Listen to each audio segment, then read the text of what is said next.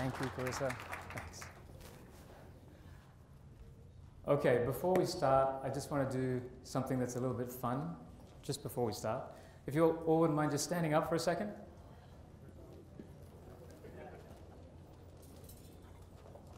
Okay, so you need to remember this. You need to know when your birthday is to play this little game. So, and I'm going to ask you to do an action depending on when you were born. So, for those of you who were born in winter, I'd like you to do this. Can you do that? Okay, this? Yeah. For those of you who were born in spring, if you could do this. Okay. Summer, one arm up. Okay. And fall, do a wide one like this. Okay. Now hold that for 10 seconds. And I'm going to tell you what we're doing.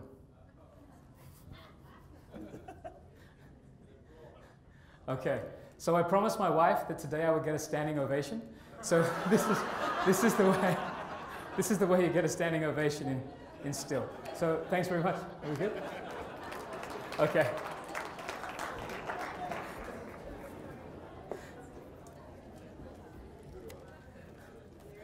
Okay. Now look, before I jump into this, after the first presentation, a lot of people came and talked to me, and there were a couple of common questions. So I just want to address some of those questions from the previous presentation before I jump in here. So in terms of those seminars and events that we do, there is no cost for me to come to your brokerage or whichever venue that you choose to hold this event at. All that's needed from you is for you to fill the room. And in order for you to fill the room, I've already developed that full marketing package. It is done for you. It gives you some of the handouts that you saw on the slides.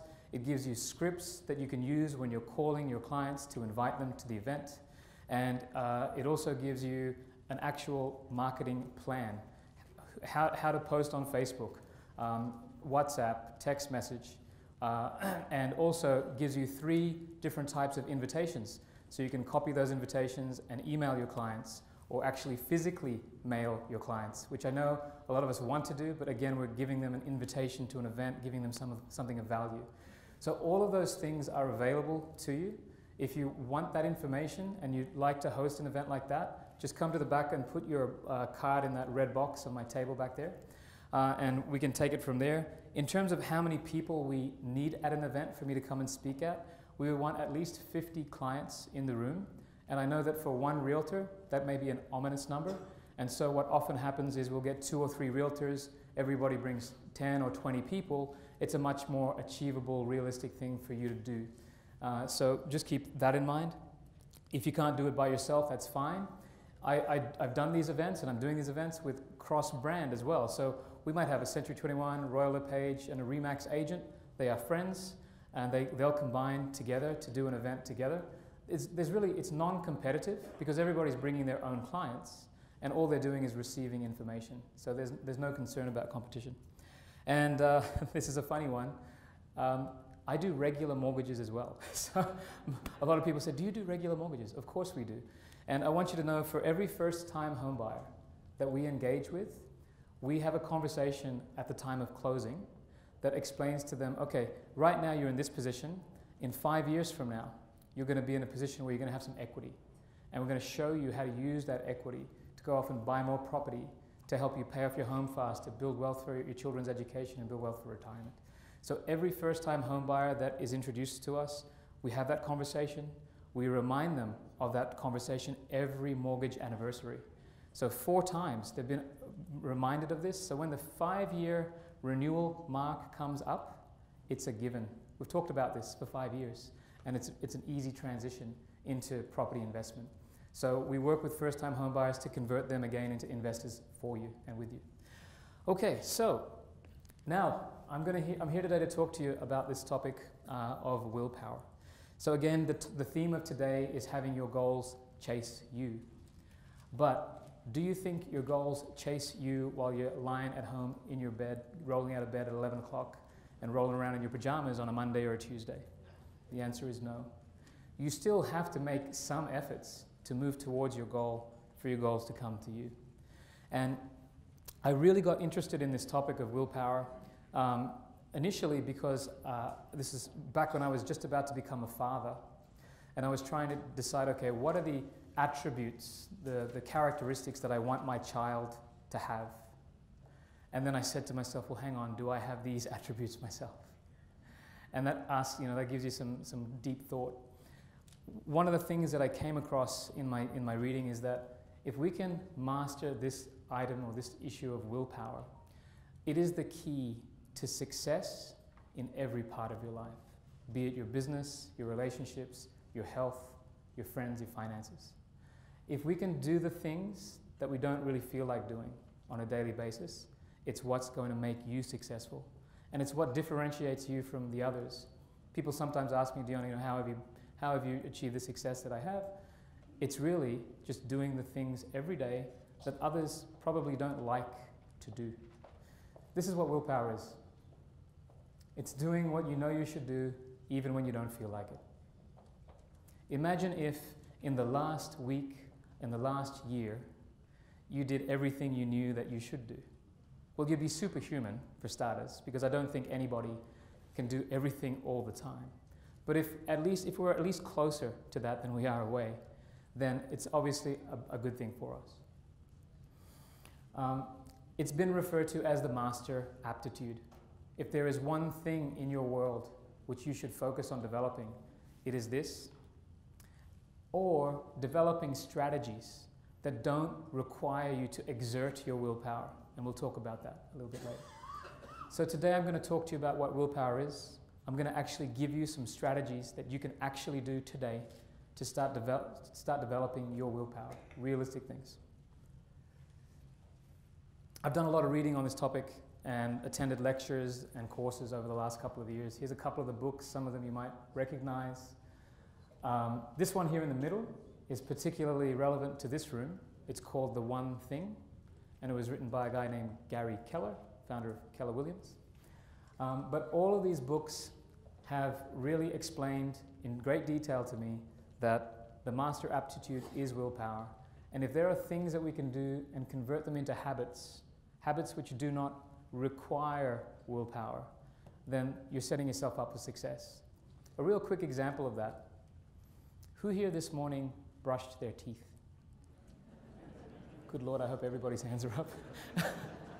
Okay. Okay, now did that require much effort or thinking or energy? No. Okay. Now, who in the room has a child under the age of 5? Okay. Now, for those kids, is brushing their teeth a little bit of a pain? Is it sometimes hard? It's a little bit harder for them, right? But as we've grown up, we understand the benefits of brushing our teeth, and we would not dare leave our house without brushing our teeth. It's that same kind of psychology that we need to start applying to other parts of our life, such as starting our calls to our database on time, starting our door knocking on time, calling the FISBOs that we should have called on time. Right? Little things like that. And for those of you who have those children under the age of 5, I'm sure you employ the same kind of strategy that I do, which is when they're not looking, you will put the toothpaste on the toothbrush, right? Yeah? Because it's a little bit easier for them now that they see it there. And it's a reminder for you, if you see it and they've left, well, they didn't brush their teeth. We need to start putting the toothpaste on the toothbrush in other parts of our lives. We need to start making it easier for us to do the things that we should be doing so that it's not as hard as it should be, or that it is. Okay. Okay, one of my favorite books was called The Marshmallow Test, and some of you may have heard of this. So around 50 years ago, a professor at Stanford University, his name was Walter Mischel, he conducted an experiment, and he took preschool-aged kids, and he took them into a room and he gave them a marshmallow, and he said to them, you can eat this marshmallow now, but if you can wait a little while, I'll come back with a second marshmallow, and then you can eat 2. But if you eat the first one, well, that's it. You don't get the second. Okay? So this is what these kids went through, the emotions they went through over that period of time, the anguish, the pain, okay? And as you can imagine, some succeeded and some failed. The majority of them failed, okay? But what's really cool for our benefit, oh, by the way, guess how long they left them there for? It was 10 minutes, which is an eternity for a child, right? That's an eternity. But the really cool thing for our benefit is that this study was done 50 years ago, and they've actually traced these people over the decades to see what's happened to their lives in the pursuing years. And so what was found out was that in their years of young adolescence, those who were able to resist the marshmallow had a much easier time in passing the standardized testing that's utilized in all North American schools. They also had better relationships. As they got into adulthood, they found that their BMI, their body mass index, and overall fitness was better than others. They had more stable relationships, okay? And overall were happier people. The other thing they noticed is that the part of their brain, the prefrontal cortex, that controls things such as addictions and obesity, were more strongly developed. And so the question is, how is it that we can get into that category? If we are not that child, if we were that child who would have eaten that marshmallow, and I probably was one of those ones who would eat the marshmallow, how do we change and become a person who can delay that marshmallow? Right? The funniest part of this story was he shared the story of a little girl who thought nobody was looking because they had their one-way glass in the room, and got the marshmallow and she ate the middle of it and she put it back. And that girl grew up to become a lawyer.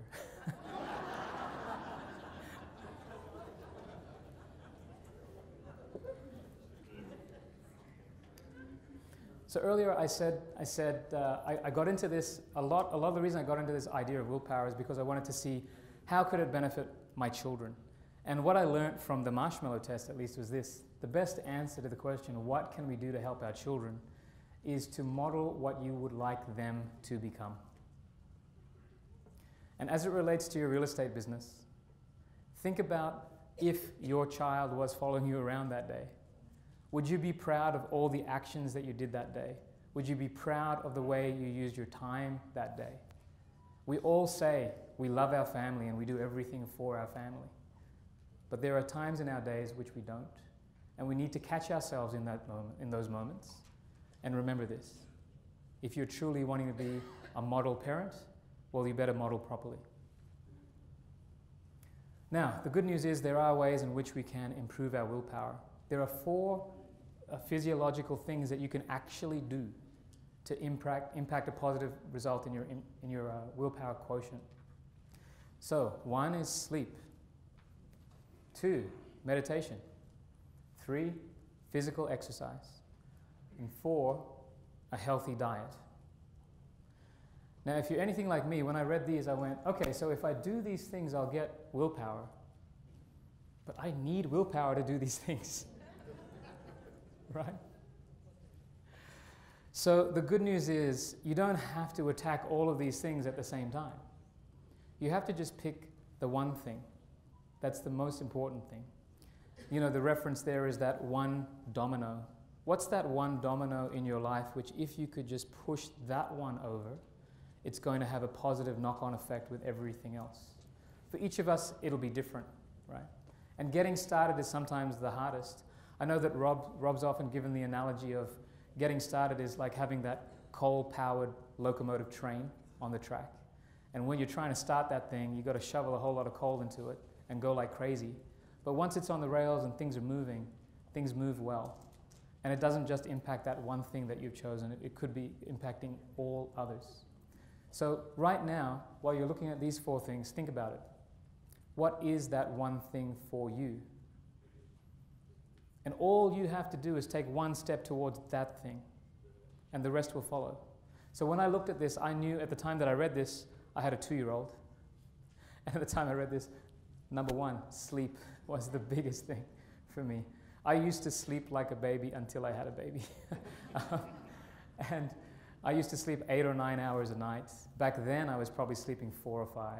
Now I'm more stabilized at 6 or 7, but my days of 8 or 9 hours are probably long behind me. But what I did around that was I decided that we needed to engage a professional because we had tried everything. So we got a sleep consultant, and it was the best money that we'd ever spent. Anybody who's out there struggling with sleepless children, don't think about it. Go and pay somebody to help you get your child to sleep on time. But also, if you wake up in the middle of the night, and many of us have this, and we've got a whole bunch of stuff going on in our brain, we are often tempted to reach for our phones, right? Do you think that's a good thing? No. It's probably one of the worst things you could do if you're trying to sleep. Because number one, it's blue light, and number two, it has access to Facebook and social media. And what happens then is, and you probably know this, getting a text message or getting a Facebook message or any kind of messaging, they've measured the brain and they've seen that little ding of a notification sets off the same dopamine centers as a hit of cocaine. So all day we're getting these little hits of cocaine. Turn off your notifications if you can for a little bit of peace of mind. And please don't read your Facebook or your phone in the middle of the night. The best thing you can do is read a book, because books usually send you to sleep. If you want some really good books to send you to sleep, Rob's got a couple for sale at the back there. This one's called The Realtor's Magic Formula, The Grass is Greener, and Success. But you should go and buy some books. They're good ones. I have them all. Okay, meditation. I can tell you that this is something that I'm continuing to work on. Meditation has, I think, always resided in this world of, the hippies and the spiritual people and outside of regular mainstream public. But in recent years, they've been actually able to measure the impact of meditation, the quieting of the mind. And again, what they've noticed under fMRI imaging machines is that the people who meditate, actually let me refer to a study. There was a study done where they took some people, and for a period of 10 weeks, these people meditated for just 10 minutes a day. And at the end of that period under the machine, they realized that the prefrontal cortex had actually grown in size, had become more dense, and had established stronger neural pathways. Who here in this room would like a bigger brain? We all would, okay? So meditation, I can tell you how I'm starting with that, because meditation for me, it's like you got to go sit under a tree and sit there for 2 hours. Meditation, if you want to start with this, start with 1 minute. 1 minute. Set your timer on your phone, and that's all you need to do. Build it up to 1.5 and 2 and take it from there. And the quieting of the mind will actually help you in many other aspects. Physical exercise. Okay, I think we all know this one, right? They say now that the new smoking is sitting, right? The new smoking is sitting. So if you can, at your place of work, get a stand-up desk, or I have a stand-up desk that can go up or down.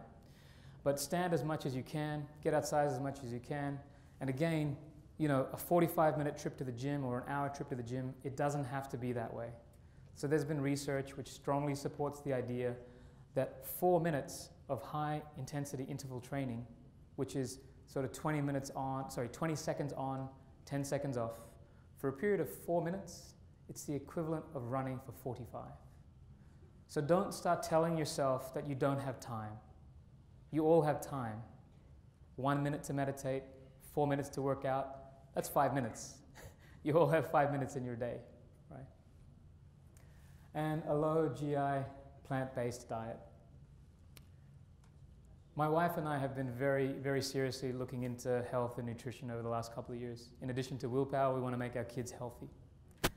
And they brought home the food pyramid. You know the food pyramid, right? We all grew up with it. The thing is, from what we know and probably what you've learned in your own research, is that that food pyramid almost needs to be turned upside down, right? And the good news is that Health Canada has finally changed it.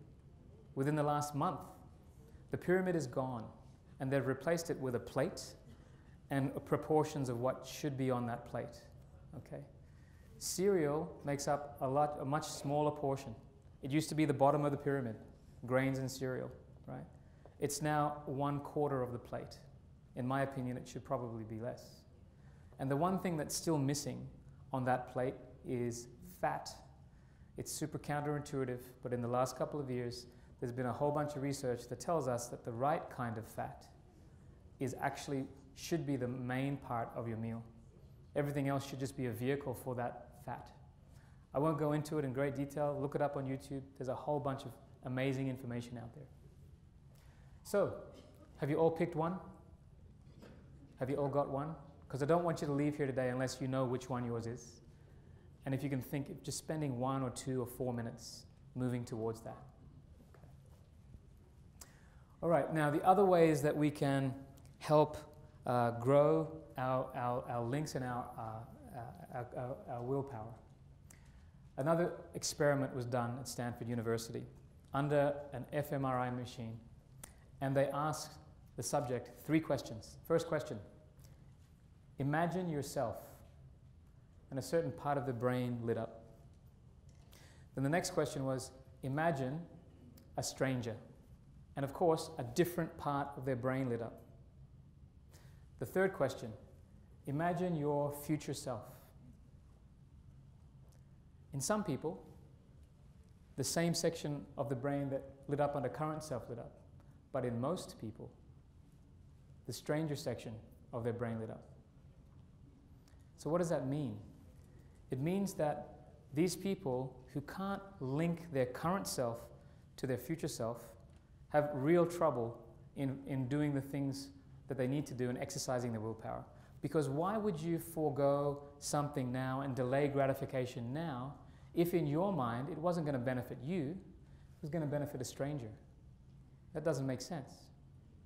So we need to actually start to try and link our future self to our current self, because we all know that the decisions we made 10 years ago have put you in the body and the chair that you're in now, doing what you're doing now. We all know that. That's a fact. But sometimes we fail to project that forward, right? A lot of what I talk about in real estate investment is very much the same. Doing some hard and technical things now so that you can benefit your future self. So what we want to do is we want an overlap. We want an overlap between our current self and our future self, so that the exercise of willpower can be seen directly to be benefiting ourselves. So how do we do that? Well, there's a couple of quick techniques and quick things that you could write down now and remember. The first one is called 10-10-10. So it might be difficult for some of us to think about who we'll be 10 years from now, and I get that. So let's start with the first 10 minutes from now. We all know where we're going to be 10 minutes from now. You'll probably still be listening to me if I keep going on. But we're all going to be here, right, 10 minutes from now. So we can make decisions now, and we can probably link that the decision that we make now is going to impact who we are in 10 minutes, right? If I eat 5 Big Macs right now, I know that in 10 minutes, I'm not going to be very happy. And so it's very easy for me to make that decision not to eat 10 Big Macs now, right? 10 hours, is the next one. 10 hours. And again, everybody in the room, I expect, can imagine where they will be in 10 hours and what they'll be doing and what they'll need to do now to be putting themselves in the right position in 10 hours. But let's imagine this. Let's imagine that let's imagine tomorrow you've got a listing appointment at 9 a.m. And in order for you to be prepared for that listing appointment, you've got to get your kids to school, you've got to make lunch for them, you've got to get them out the door on time, drop them, get prepared, etc., etc. Okay? And it's now tonight, so you imagine it's nighttime. You're getting everything ready, and you put on the black box, and it's Netflix, and it's on autoplay. Okay? And it's so easy just to keep watching and watching that TV when you know you should be in bed, right? You know you should be in bed. And you start negotiating with yourself and saying, oh, just one more episode, and I'll be good. And next thing you know, it's midnight, and you could have been in bed at 10. And you wake up the next day, frantically running around, trying to get everything done, and you are most certainly not in a good mood. And you got your listing presentation at 9:30. Okay? So we've got to start small. Start making these decisions now. The next time you're faced with that decision, that nighttime decision, just make the right decision, just once. And just see how your next day goes. And if that benefits you, hopefully you can get it in your brain that, okay, the next time this temptation presents itself, that you're going to make the right decision. Okay. And of course, the next one is 10 months and 10 years. It's just a matter of stretching it out and stretching it out. And we make these decisions for our health, for our family, for our finances, and for our business. The next one, 1, 5, and 25. Is it realistic for a first-year realtor to say, yes, I'm going to make $1 million in commission this year? It's probably unrealistic. But is it realistic in 5? Well, according to Rob, it's actually realistic in 4, right? So what I want to get across here is the fact that sometimes we overestimate what we can achieve in 1 year, but we underestimate what we can achieve in 5. Not everything has to be a 1-year goal. It needs to lay the foundation maybe for a 5-year goal. And as long as you're moving towards it, that's okay. This concept of 25 years is what I'm talking about. Okay? I'd never thought about this until recently. I was in a mastermind event, and this was a question that was raised. Where will you be in 25 years from now? And here's the challenge, which I took, and that was write a letter from your 25-year-old future self to your spouse. Okay? About all the things that you've achieved in your life, what you've done for your finances, for your fitness, for your friends, for your family, and maybe for your faith. Pick the categories of your life that are important to you. Those 5 F's that I just referred to, there's a book called What Matters Most. Actually, if you want my reading list, email me and I'll send it to you. But that book, What Matters Most, was written by a friend of mine. His name is Brian Scrone. And Brian basically wrote this book around those 5 facets of life, the 5 F's. But imagine writing that letter to your spouse or your significant other, whoever that is, outlining what it is that you've achieved in your lifetime.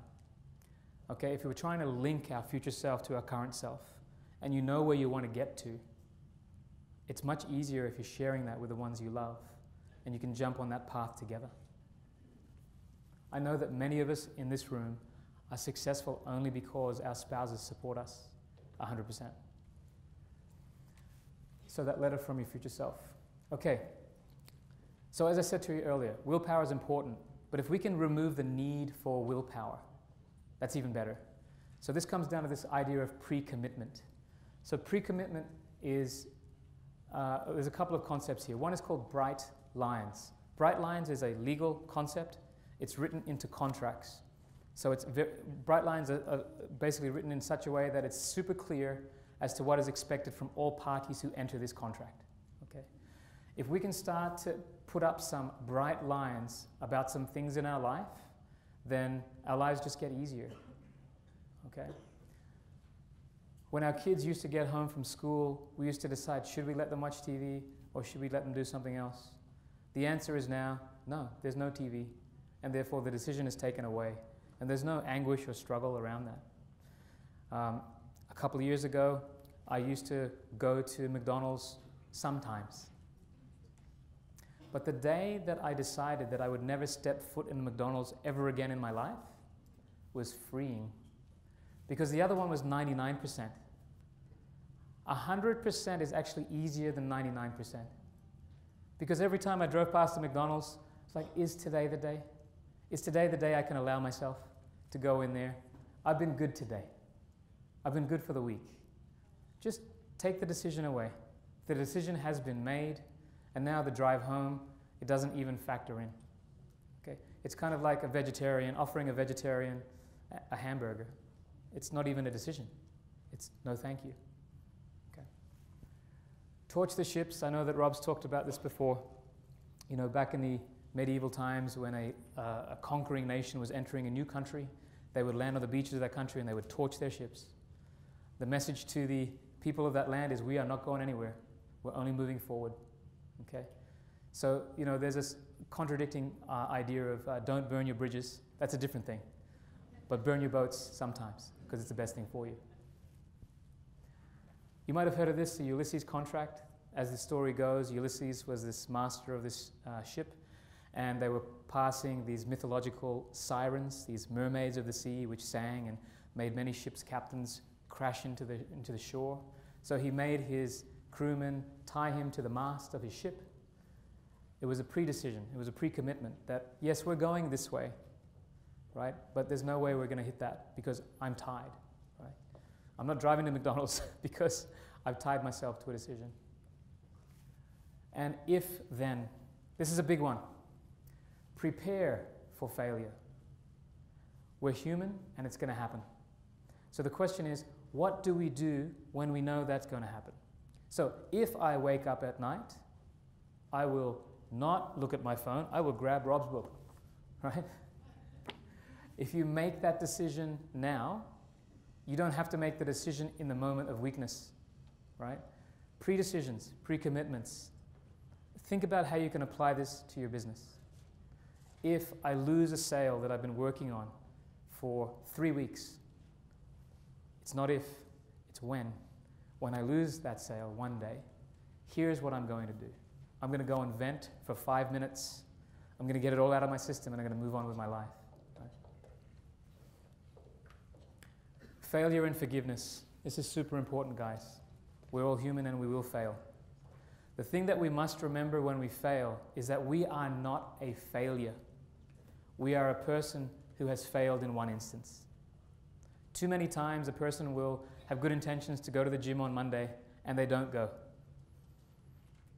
The next day presents a new opportunity, but they beat themselves up so much that they go, okay, I failed, I'm not going to the gym, I signed up on January 1st and it's February and I'm not going anymore because that's who I am now. You'll laugh, but we all tell ourselves these stories. It may not be about the gym, it'll be something else. Right? So give yourself forgiveness. Okay? In a study that was done of women who were put on a diet, they were all invited to the laboratory and they were given a donut and they were told to eat the donut. They weren't given a choice, they were told to eat the donut. Now, after they'd eaten the donut, half the women were told nothing and the other half were told this. Look, you ate the donut, it's okay. We made you do it. It's okay, you can forgive yourself, it's not a big deal. Now, after that was done, these two groups of women were given a bowl of candy. And they were told, eat as much as you want. So the women who were given the message of forgiveness ate 50% less candy. Because they'd forgiven themselves, they didn't write off the rest of their lives as somebody who couldn't restrain themselves. The way to look at this, guys, is I would say this. Imagine if that was your child who is going through that pain that you might go through and, say, losing a listing. Okay? If that was your child who was going through that, what advice would you give your child? And then be your own coach. Sometimes it's better to stand back and say, how would I treat this if this was not me? Forgiveness is sometimes the best way to go. So today, guys, in summary, we've discussed willpower. It's the master aptitude. If you're going to work on something this year, work on this. There's 4 physiological factors that can impact your willpower: sleep, meditation, exercise, and a good diet. Future self. Really start to think about who you're going to be 10, 10, 10, and 25 from now. Pre-commitments and habits. The best way to use your willpower is not to use it, to try and set things up so you don't have to deplete your willpower. Forgiveness, super important. And of course, marshmallows. So I'm going to end with this. Sometimes there is a time in your life where eating the marshmallow that's in front of you is the right choice. And sometimes we must wait, but willpower gives you the choice. Okay, thank you.